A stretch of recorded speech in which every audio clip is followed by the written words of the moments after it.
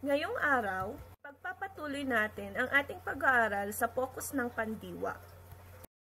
Ngayon ay nasa ikapitong focus na tayo kung saan ito ay ang focus sa direksyon. Dito naman ay kung saan ang paksa ng pangungusap ay ang pinagtutuon ng direksyon ng kilos. So kung saan papunta yung kilos sa pangungusap.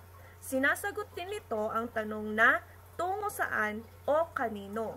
Kaya ibig sabihin, maaaring lugar o maaaring tao.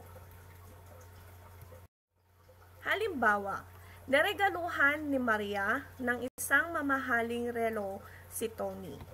Sino o tungo kanino ang mamahaling relo na regalo ni Maria? Tungo kay Tony. Sa kanya mapupunta yung aksyon na ginawa ni Maria. So, tignan natin saan ang ating salitang kilos. Ang salitang kilos natin ay naregaluhan. Sunod na halimbawa, ang botanical garden naman ang susunod naming papasyalan. Saan naman ang susunod nating papasyalan? Tungo saan? Tungo saan ang ating aksyon o kilos?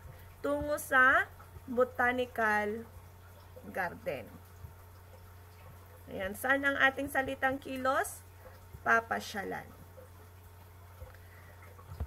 Kung kayo ay natuto sa ating video, huwag po natin kalimutan mag-like at mag-subscribe. Salamat!